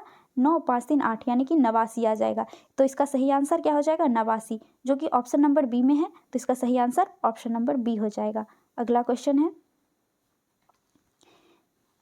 दिए गए पैटर्न का ध्यानपूर्वक अध्ययन करें और उस अक्षर का चयन करें जो इसमें प्रश्नवाचक चिन्ह यानी कि वाट के स्थान पर आ सकता है। देखते हैं, एन से जब हम 3 जोड़ेंगे, एन के बाद क्या होता है? ओ पी क्यू, उसके बाद आता है आर। तो 3 जोड़े तो आर आया 3 के बाद। फिर जब आर में हम 3 जोड़ेंगे तो भी आएगा। सेम उसी तरह से अगला पैटर्न देखेंगे। पी में जब यहाँ पे +3 हो गया, +3 हो गया, यहाँ -3 का पैटर्न है, यहाँ पे फिर +3 का है और फिर -3 का है। तो देख लीजिए, ओ से जब आप 3 माइनस करेंगे तो के आएगा और के से जब आप 3 माइनस करेंगे तो जी आएगा। उसी तरह जब पी से आप 3 जोड़ेंगे तो टी आएगा और टी से जब 3 जोड़ेंगे तो एक्स आएगा। तो यहाँ भी माइनस वाला है। तो क्यू से जब हम माइनस करेंगे 3 तो एम आएगा और फिर जब हम एम से 3 माइनस करेंगे तो आई आएगा। क्या आएगा? आई आएगा। इसीलिए इसका सही आंसर ऑप्शन नंबर सी हो जाएगा, आई। अगला क्वेश्चन है, ए ने बी से कहा, आप मेरे पति की बहू के बेटे हैं। ठीक है, क्या कहा? ए जो है वो बी से कहता है आप मेरे पति के बहू के बेटे हैं। यानी कि ए का कोई पति होगा, मान लीजिए कि एक्स उसका पति है, उसका बहू, उसकी बहू कोई भी होगी, ओ को मान लीजिए उसकी बहू हो गई, और उसकी बहू का बेटा है बी। कौन है? उसकी बहू का बेटा बी है। तो यानी कि ए से इसका कैसा रिश्ता हो गया? ए से इसका दादी और पोते का रिश्ता हो गया। तो इसमें कौन से ऑप्शन में दिया हुआ है देख लीजिए। तो ये क्या है? बी ए का पोता या नाती है। तो इसका सही आंसर क्या हो जाएगा? ऑप्शन नंबर ए हो जाएगा। अगला क्वेश्चन है, 4 शब्द युग्म दिए गए हैं जिसमें से 3 किसी तरह से समान है और एक असंगत है। असंगत शब्द युग्म का चयन करें। देखिए दोस्तों, नट और बादाम ये 2 अलग अलग चीज़ हैं, जबकि एडिडास ब्रांड का नाम है, टमाटर फल का नाम है, क्रिकेट ये खेल का नाम है। तो इसमें असंगत कौन सा हो जाएगा? ऑप्शन नंबर ए हो जाएगा, नट और बादाम। अगला क्वेश्चन देखते हैं। अगला क्वेश्चन है, निम्नलिखित श्रेणी में कितनी विषम संख्याओं से पहले संख्या 4 आती है? यानी कि विषम संख्या के पहले 4 आने वाली कितनी संख्या है? चलिए देख लेते हैं। यहाँ पे 4 है जो कि एक 5 विषम संख्या के पहले आती है, तो 1 हो गया। फिर यहाँ पे 4 है, ये भी विषम संख्या के पहले आती है, तो ये यहाँ भी हो गया। और यहाँ पे देखते हैं, यहाँ भी विषम संख्या के पहले आती है, लेकिन जब आप इस 4 को देखेंगे तो ये सम संख्या के पहले आती है, इसीलिए ये नहीं होगा। तो कितना हो गया? 1 2 और 3, 3 ऐसी संख्या है, 3 ऐसा 4 है जो विषम संख्या के पहले आती है, इसीलिए इसका सही आंसर ऑप्शन नंबर बी हो जाएगा। अगला क्वेश्चन है, किसी विशिष्ट कूट भाषा में ग्रेट को इतना लिखा गया, यानी 7 1 8 5 1 2 0 लिखा जाता है, तो उसी भाषा में मास्टर को कैसे लिखेंगे? देखिए दोस्तों, जी जो है ये 7 नंबर पे आता है, आर 18 नंबर पे आता है, एफ जो है ये 5 नंबर पे आता है, ए जो है वो 1 नंबर पे आता है और टी 20 नंबर पे आता है। तो इसका जो स्थान, जो अल्फ़ाबेटिकल जितने नंबर पे आता है वो दिया हुआ है। उसी तरह हम देख लेते हैं, एम जो है वो 13 नंबर पे आता है, 13 नंबर पे, ए 1 नंबर पे आता है, एस जो है ये 19 नंबर पे आता है, एस के बाद टी ये 20 नंबर पे आता है, फिर ई 5 नंबर पे आता है और आर जो है ये 18 नंबर पे आता है। तो कौन से ऑप्शन में है? 13 1 19 20 5 और 18, ये ऑप्शन नंबर बी में है, इसीलिए इसका सही आंसर हो जाएगा ऑप्शन नंबर बी। अगला क्वेश्चन देखते हैं। अगला क्वेश्चन है, उस विकल्प का चयन कीजिए जिसका चौथी संख्या के बाद वही संख्या है जो पहली संख्या का दूसरी संख्या से है। 3 और 36 का जो संबंध है उस वही संबंध यहाँ पे पूछ रहा है। तो जब हम 3 गुना 12 करेंगे तो आ जाएगा 36, ठीक है। 3 गुना 12 36 आएगा। उसी तरह हम किस चीज़ से गुना करेंगे 12 को, जो कि 20,736 आएगा। तो दोस्तों जब आप 1728 में 1200 गुना करिएगा तो 20,736 आ जाएगा। तो इसलिए इसका सही आंसर ऑप्शन नंबर ए हो जाएगा। अगला क्वेश्चन है, एक घर में 6 लोग एल, एम, एन, ओ, पी और क्यू रहते हैं। कह रहा है एन ओ की बहन है और एम पी के पति का भाई है, ओ एल का पिता है और क्यू का दादा है। इस समूह में 2 पिता हैं, 1 माता है और 3 भाई है। पी का पति कौन है? तो चलिए देख लेते हैं।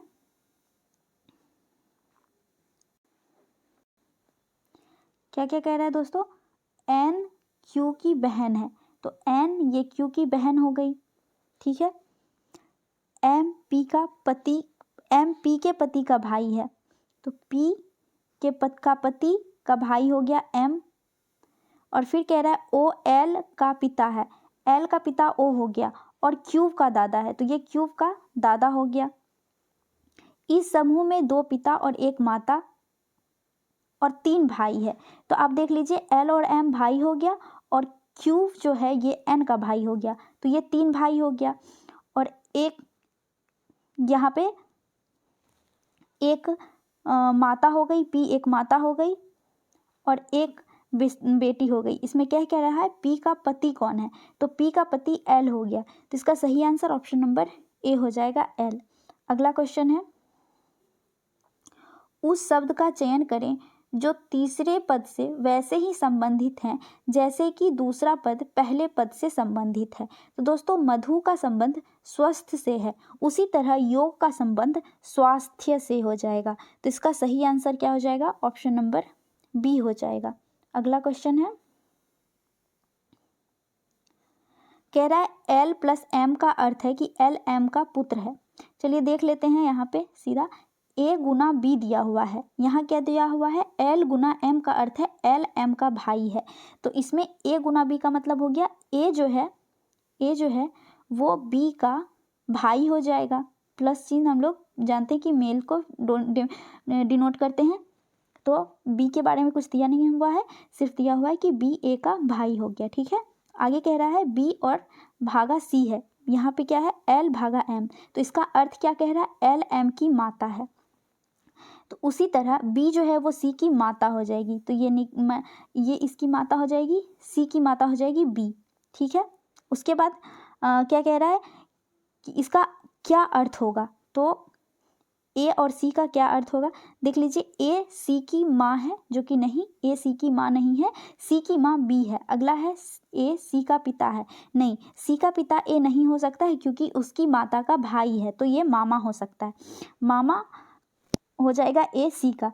तो इस कौन से सेंटेंस में है? तो ये ऑप्शन नंबर डी में है कि ए सी का मामा या मौसा है, तो मामा हो जाएगा। ऑप्शन नंबर डी इसका सही हो जाएगा, ए सी का मामा है, ऑप्शन नंबर डी सही हो जाएगा। अगला क्वेश्चन देखते हैं। अगला क्वेश्चन है, उस संख्या का चयन करें जो नीचे दिए गए सादृश्य में प्रश्न चिन्ह यानी कि वाट के स्थान पर आ सकती है। तो दोस्तों इसको देखिए, जब हम 5 और 6 को गुना करेंगे, 5 गुना 6 और 2 से भागा करेंगे तो क्या आ जाएगा? 15 आएगा। देख लीजिए, 3 से गुना किए, 5 दिया, 15 हो गया। सेम उसी तरह इसको करेंगे, 7 गुना 6 भागा 2, तो क्या हो जाएगा? 3 करेंगे, 7 गुना 3 21 हो जाएगा। उसी तरह आप इसको करिए, 8 गुना 1 भागा 2, ये इस पैटर्न पे है, तो जब इसको काटिएगा तो 4 निकल के आएगा, इसलिए इसका सही आंसर क्या हो जाएगा? 4, जो कि ऑप्शन नंबर डी में है, तो डी ऑप्शन इसका सही हो जाएगा। अगला क्वेश्चन है, नीचे दिए गए पैटर्न का ध्यानपूर्वक अध्ययन करें और बताएं कि इसमें प्रश्न चिन्ह के स्थान पर कौन सी संख्या आएगी। तो दोस्तों देख लेते हैं, जब हम 12 प्लस 10 को जोड़ेंगे तो कितना आएगा? 8 गुना 4 करके 8 चौक 32 होता है, तो ये 32 के बराबर हो जाएगा। अब जोड़ के देख लीजिएगा इसको, वैसे ही सेम पैटर्न है आगे भी। तो यहाँ पे क्या जोड़ेंगे कि 6 पंचे 30 हो जाएगा। जब 20 और 2 को जोड़ेंगे तो 22 हो जाएगा, और 22 को जब हम 30 से माइनस करेंगे तो कितना आएगा, 8 आएगा, जो कि ऑप्शन नंबर डी में दिया हुआ है, सॉरी ए में दिया हुआ है। तो इसका सही क्या हो जाएगा, ऑप्शन नंबर ए हो जाएगा। अगला क्वेश्चन देखते हैं। अगला क्वेश्चन है, निम्न श्रृंखला का अगला पद ज्ञात कीजिए। इसमें कौन सा दिया हुआ है, सी है, सी के बाद डी, डी के बाद इसमें 1 बढ़ा है, फिर डी के बाद 2 बढ़ा है, एफ हो गया है, डी के बाद ई और एफ, एफ के बाद फिर 3 बढ़ा है, एफ के बाद 3 बढ़ा है, तो क्या हो जाएगा, जी एच आई आया। फिर जब हम 4 जोड़ेंगे आई में तो एम आएगा। उसी तरह इसमें इधर हम घटाते चले जाएंगे इसमें, तो इसका निकल के क्या आएगा सही आंसर, एम और जी आएगा। तो इसका सही आंसर ऑप्शन नंबर ए हो जाएगा। अगला क्वेश्चन है, उस विकल्प का चयन करें जिसका तीसरे शब्द के साथ वही संबंध है जो दूसरे शब्द का पहले शब्द से है। पहला है बांदीपुर नेशनल पार्क, जो कि कर्नाटक में स्थित है। उसी तरह दुधवा नेशनल पार्क जो है यह उत्तर प्रदेश में स्थित है। तो इसका सही आंसर उत्तर प्रदेश, जो कि ऑप्शन नंबर सी में दिया हुआ है, ये सही हो जाएगा, ऑप्शन नंबर सी। अगला क्वेश्चन है, उस संख्या की पहचान करें जो निम्नलिखित श्रेणी से संबंधित नहीं है। दोस्तों इसका सही आंसर ऑप्शन नंबर डी हो जाएगा। अगला क्वेश्चन है,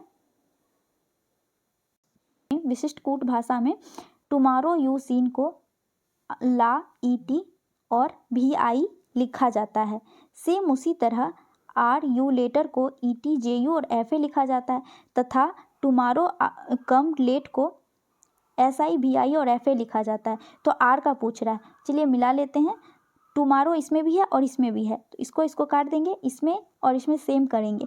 तो देखिए इसमें भी आई और भी आई सेम है, तो टुमारो के लिए क्या हो जाएगा, भी आई हो जाएगा। लेकिन हमसे पूछा है आर के लिए, तो आर के लिए निकालना पड़ेगा। तो इसमें यू और इसमें यू सेम है, देख लेते हैं इसमें क्या है, इसमें ई टी और ई टी सेम हो जाएगा।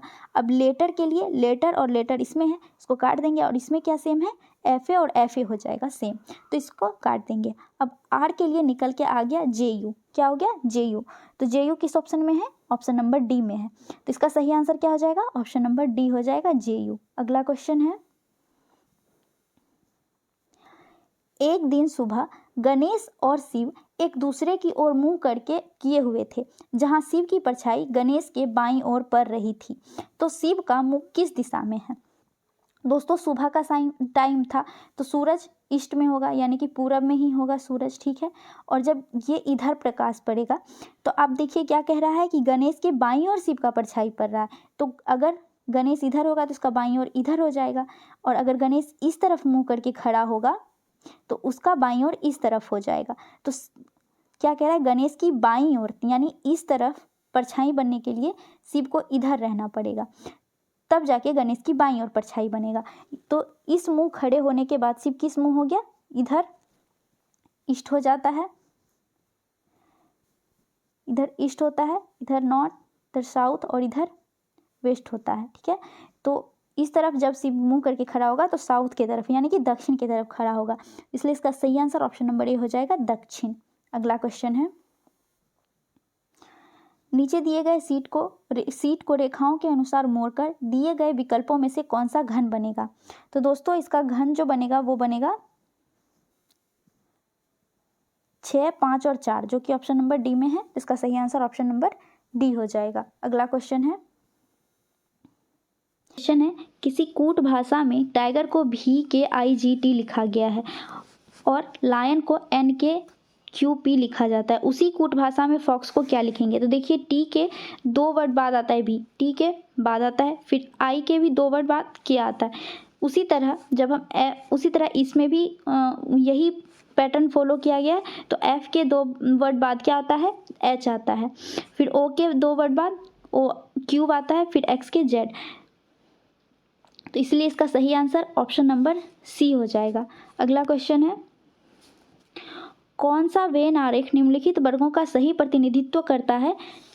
गरुड़, पक्षी और बिल्ली दिया हुआ है। तो दोस्तों गरुड़ जो है वो पक्षी के अंदर आएगा, गरुड़ पक्षी के अंदर आ जाएगा, लेकिन बिल्ली ये एक जानवर है, इसलिए ये इसके अंदर ना आकर ये बगल में बनेगा, ऐसा वेन डायग्राम बनेगा।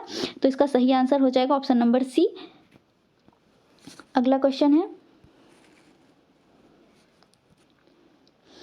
यदि a 26 के बराबर है और t 7 के बराबर। आप देखिए a का अपोजिट z होता है तो उसका संख्या 26 है। सेम वही पैटर्न यहाँ है। इसका क्या हो जाएगा, a का अपोजिट 26 हो जाएगा।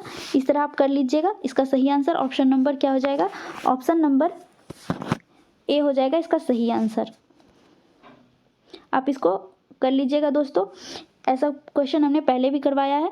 अगला क्वेश्चन है ई सी से बड़ा है। तो चलिए देखते हैं क्या कह रहा है। ई ये सी से बड़ा है, ठीक है। उसके बाद कह रहा है डी सी से बड़ा है परंतु ई से छोटा है। अब डी जो है वो सी से बड़ा है डी, परंतु ई से छोटा है। ई से छोटा हो जाएगा ऐसे, तो सी भी छोटा हो गया और डी भी, ये वाला और ये वाला हो गया। अगला देखते हैं ए और बी और सी। ए बी और सी से छोटा है, यानी कि ए जो है वो बी और सी दोनों से छोटा है, सी बी से बड़ा है। सी से छोटा हो जाएगा बी, और यहाँ कह रहा है कि बी और सी दोनों से ए छोटा है, तो बी से भी छोटा ए हो जाएगा। अब पूछ रहा है कि कौन सबसे छोटा है, तो इसमें सबसे छोटा हमको ए दिख रहा है, तो इसका सही आंसर हो जाएगा ऑप्शन नंबर ए जो है वो सबसे छोटा है। अगला क्वेश्चन है, एक निश्चित कूट भाषा में बुक को 4662 लिखा जाता है, उसी तरह कोल को 3617 लिखा जाता है, तो कोक को 3625 लिखा जाता है। उसी तरह लॉक को किस प्रकार लिखा जाएगा। तो दोस्तों इसमें देख लेते हैं, एल के जगह 7 है तो यहाँ हो जाएगा 7, ओ और ओ, और इसमें ओ के जगह क्या है 6 है, तो यहाँ पे 6 लिख देंगे। सी के जगह पे क्या है, सी के जगह पे 3 है तो 3 लिख देंगे, और के जगह पे 2 है तो 2 लिख देंगे। ये किस ऑप्शन में है, 76 और 32, ये ऑप्शन नंबर सी में है। तो इसका सही आंसर क्या हो जाएगा, ऑप्शन नंबर सी हो जाएगा। अगला क्वेश्चन है, शाम सुबह में 7, दोपहर में 8 और शाम में 3 केले खाता है, इस प्रकार वह एक दिन में कितने दर्जन केले खाएगा। तो दोस्तों सुबह दोपहर और शाम एक ही दिन में आता है, तो जोड़ लेते हैं 7 8 और 3, इन दोनों को जोड़ेंगे तो निकल के आएगा 18, और 18 है। इस प्रकार एक दर्जन में कितना केला होता है, एक दर्जन में 12 केला होता है। तो जब हम 18 को 12 से भाग देंगे तो कितना दर्जन निकल के आ जाएगा, तो कितना आएगा, इसको हम लोग काट लेते हैं, 6 से काटेंगे तो 3 और 2, तो कितना हो जाएगा 3/2 दर्जन केला खाता है राम एक दिन में। तो इसका सही आंसर ऑप्शन नंबर सी हो जाएगा। क्वेश्चन है, आर्टिकल शब्द में स्वर को अंग्रेजी वर्णमाला क्रम में उसके अगले अक्षर से बदल दिया जाता है और प्रत्येक व्यंजन को अंग्रेजी वर्णमाला क्रम में उसके पूर्ववर्ती अक्षर से बदल दिया जाता है। इस प्रकार बने अक्षर समूह में इसमें से कौन सा अक्षर 2 बार आएगा, ठीक है, ये कह रहा है। अब हम देख लेते हैं, स्वर को अगले शब्द से बदल दिया जाता है, तो ओ के बाद क्या आता है, पी आता है, पी के बाद और क्या कह रहा है, व्यंजन के वर्णमाला में पूर्ववत अक्षर से बदला जाता है। तो पी के पहले क्या आ जाता है, तो पी के पहले ओ आ जाता है, फिर टी के पहले आता है एस, उसी तरह आई के बाद क्या हो जाएगा, जे हो जाएगा, सी के पहले बी हो जाएगा, और ए के बाद क्या होगा, ए के बाद बी होगा, और एल के पहले के। तो 2 बार आने वाली शब्द कौन सा है, तो 2 बार आने वाला अंग्रेजी वर्णमाला का कौन सा अक्षर हो जाएगा, बी हो जाएगा, जो कि 2 बार आया हुआ है, जिसका सही आंसर हो जाएगा ऑप्शन नंबर ए बी। अगला क्वेश्चन है दोस्तों, क्वेश्चन मैथ का है, तो मैथ आप खुद से सॉल्व कर लीजिएगा, हम इसका आंसर बता देते हैं। क्वेश्चन है, एक आदमी 3 अलग अलग योजनाओं में साधारण ब्याज की 10%, 12% और 15% की दर से क्रमशः 6 वर्ष, 10 वर्ष और 12 वर्ष के लिए धनराशि का निवेश करता है। यदि प्रत्येक योजना की परिपक्वता पर उसे समान ब्याज प्राप्त होता है तो निवेशित धनराशि का क्रमशः अनुपात ज्ञात कीजिए। इसका सही आंसर ऑप्शन नंबर बी हो जाएगा, 6:3:2। अगला क्वेश्चन है,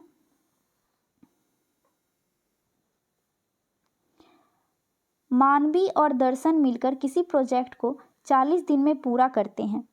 उन्होंने 20 दिन एक साथ कार्य किया और फिर दर्शन ने कार्य छोड़ दिया। मानवी ने बचा हुआ कार्य अगले 24 दिन में पूरा किया। मानवी को अकेले इस प्रोजेक्ट को पूरा करने में कितना दिन लगेगा? तो दोस्तों इसका सही आंसर ऑप्शन नंबर सी हो जाएगा, 64। अगला क्वेश्चन है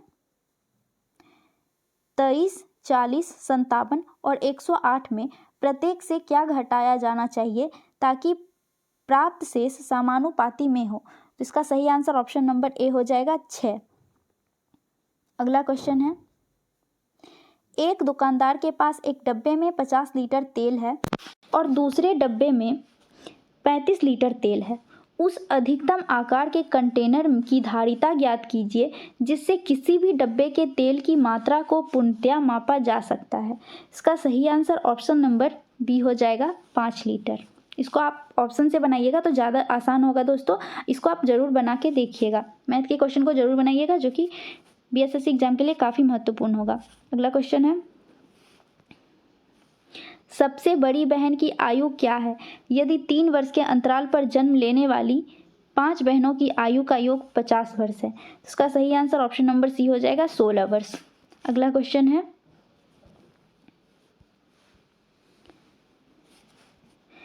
50% अम्लता वाले 9 लीटर द्रव्य को 30% अम्लता वाले द्रव्य में परिवर्तित करने के लिए इसमें कितना मात्रा में पानी मिलाया जाना चाहिए?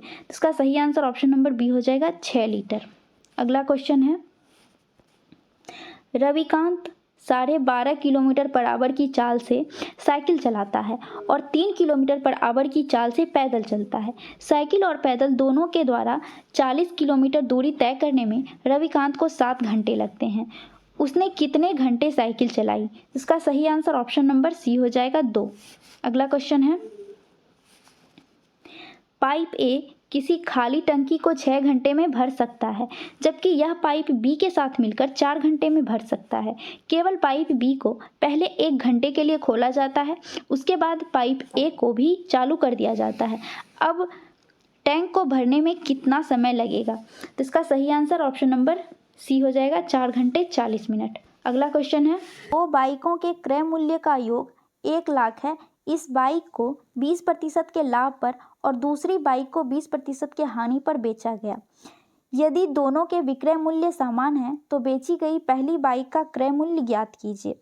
इसका सही आंसर ऑप्शन नंबर सी हो जाएगा, 40,000। अगला क्वेश्चन है, P/Q के रूप में 0.0037 रेकरिंग का रूपांतरण डैश में होगा। तो इसका सही आंसर हो जाएगा ऑप्शन नंबर सी, 37/990। अगला क्वेश्चन है, 2 पर पावर 3 गुना 3 पर पावर 5 गुना 5 पर पावर 7 गुना 7 पर पावर 2 के कितने गुणनखंड 50 से विभाज्य हैं किंतु 100 से विभाज्य नहीं है? इसका सही आंसर ऑप्शन नंबर डी हो जाएगा, 36। अगला क्वेश्चन है, ए 11, 23 और 17 का औसत 15 है और ए बी 12 और 25 का औसत 16 है। A/B का मान ज्ञात कीजिए। इसका सही आंसर ऑप्शन नंबर सी हो जाएगा, 1/2। अगला क्वेश्चन है, यदि एक निश्चित धनराशि का 5% वार्षिक दर से 2 वर्ष में प्राप्त चक्रवृद्धि ब्याज और साधारण ब्याज का अंतर 16.32 है तो धनराशि रुपए में ज्ञात कीजिए। इसका सही आंसर ऑप्शन नंबर ए हो जाएगा, 6528। अगला क्वेश्चन है, 3 कारों की चाल का अनुपात 2:3:4 है। इन कारों द्वारा समान दूरी तय करने में लिए जाने वाले समय का क्रमशः अनुपात कितना होगा? तो इसका सही आंसर ऑप्शन नंबर डी हो जाएगा, 6:4:3। अगला क्वेश्चन है, TENDULKAR शब्द से 2 अक्षर चुने जाते हैं। दोनों अक्षरों के स्वर होने की प्रायिकता क्या होगी? तो इसका सही आंसर ऑप्शन नंबर ए हो जाएगा, 1/12। अगला क्वेश्चन है, ऑक्सीजन के एक अणु का द्रव्यमान है। तो दोस्तों ऑक्सीजन O2 होता है और O का द्रव्यमान 16 होता है। तो जब हम 16 को 2 से गुना करेंगे तो 32 ग्राम निकल के आएगा। इसका सही आंसर ऑप्शन नंबर बी हो जाएगा, 32 ग्राम। अगला क्वेश्चन है, अणु की गतिज ऊर्जा का बढ़ता हुआ क्रम क्या होगा? तो दोस्तों सबसे ज़्यादा गति अणु गैस में करेगा, फिर द्रव्य में और फिर ठोस में। तो इसका सही आंसर नंबर ए हो जाएगा। अगला क्वेश्चन है, निम्नलिखित में से किस अम्ल के एकत्रित होने से मांसपेशियों में थकान होती है? तो दोस्तों लैक्टिक एसिड के जम जाने से हमारे मांसपेशियों में थकावट महसूस होती है। इसका सही आंसर ऑप्शन नंबर बी हो जाएगा। अगला क्वेश्चन है, विसर्जन नली में कैथोड किरणों को उत्पन्न करने के लिए कौन सा वायु दाब सही है? इसका सही आंसर ऑप्शन नंबर डी हो जाएगा 0.001 mmHg। अगला क्वेश्चन है, निम्न में से कौन सा कथन गलत है? दोस्तों अधातु धनायन बनाती है, ये गलत है। अधातु धनायन नहीं ऋणायन बनाती है, तो इसका गलत ही पूछ रहा है, इसलिए इसका सही आंसर ऑप्शन नंबर ए हो जाएगा। अधातु ऋणायन बनाती है, सही है। अधातुएं विद्युत का कुचालक होती है, ये भी सही है। और अधातु अम्लीय ऑक्साइड बनाती है, ये भी सही है।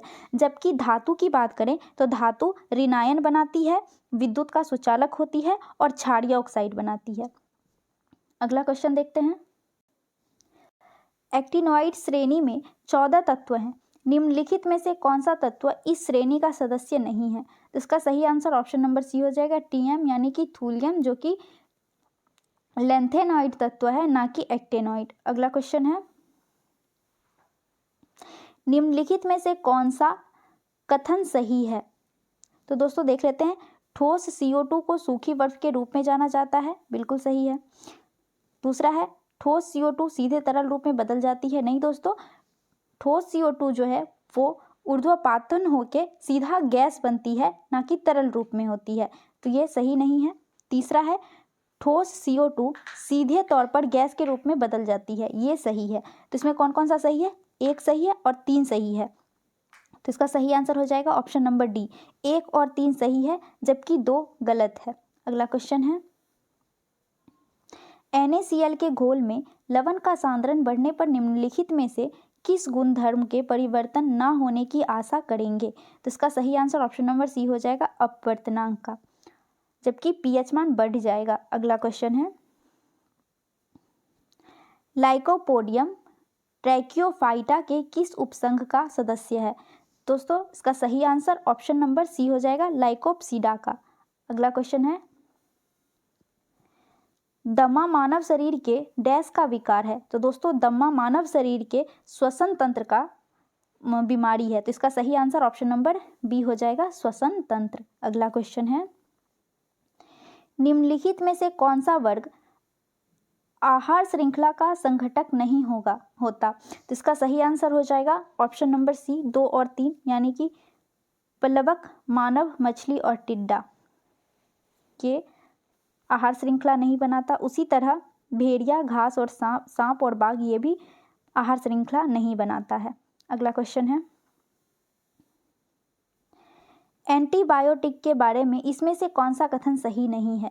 तो इसका सही आंसर ऑप्शन नंबर सी हो जाएगा, एंटीबायोटिक्स के प्रभावों में चेचक, फाइलेरिया और डिप्थीरिया शामिल हो सकता है, जो कि गलत है। एंटीबायोटिक वायरस पर काम नहीं करता है दोस्तों, वायरस पर प्रभावी नहीं होता है, जो कि चेचक, फलेरिया और डिप्थीरिया ये सब विषाणु से होने वाली बीमारी है, इसलिए इस पर एंटीबायोटिक काम नहीं करेगा। तो इसमें से सही नहीं पूछ रहा है, इसलिए इसका सही आंसर ऑप्शन नंबर सी हो जाएगा। अगला क्वेश्चन है, यदि एक अनुवांशिक रोग लक्षण प्ररूपी सामान्य किंतु वाहक मादा से कुछ नर संतति से स्थानांतरित होता है, रोग है? तो दोस्तों ये लिंग संलग्न अप्रभावी रोग है। कौन सा है? लिंग असंलग्न अप्रभावी रोग, तो इसका सही आंसर ऑप्शन नंबर डी हो जाएगा। अगला क्वेश्चन है, निम्नलिखित कथनों में से कौन सा कथन सही नहीं है? इसका सही आंसर हो जाएगा ऑप्शन नंबर बी, हरे पौधे अपना भोजन कार्बनिक यौगिक से प्राप्त करता है, जो कि गलत है। दोस्तों हरे पौधे जो हैं वो सौर ऊर्जा को रासायनिक ऊर्जा में बदलकर भोजन प्राप्त करते हैं, ना कि कार्बनिक यौगिक के रूप में, इसीलिए इसका सही आंसर ऑप्शन नंबर बी हो जाएगा, जो कि गलत दिया हुआ है। अगला क्वेश्चन है और हमारे आज के सेट का ये लास्ट क्वेश्चन है। वीडियो कैसी लगी दोस्तों कमेंट में ज़रूर बताइएगा। नेक्स्ट और आज के सेशन का लास्ट क्वेश्चन है, HIV का इलाज नहीं होने पर डैश हो सकता है? दोस्तों HIV का इलाज नहीं होने पर एड्स रोग होता है, इसका सही आंसर ऑप्शन नंबर सी हो जाएगा। आप हमें कमेंट में बताइए कि HIV किस वायरस की वजह से होता है। दोस्तों अगर आप हमारे चैनल पर नए हैं तो सब्सक्राइब कर लीजिए ताकि आप हमारे इस सेट से जुड़े रहें और आप अपने एग्ज़ाम में अच्छा परफॉर्म कर सकें। मिलते हैं नेक्स्ट वीडियो में। जय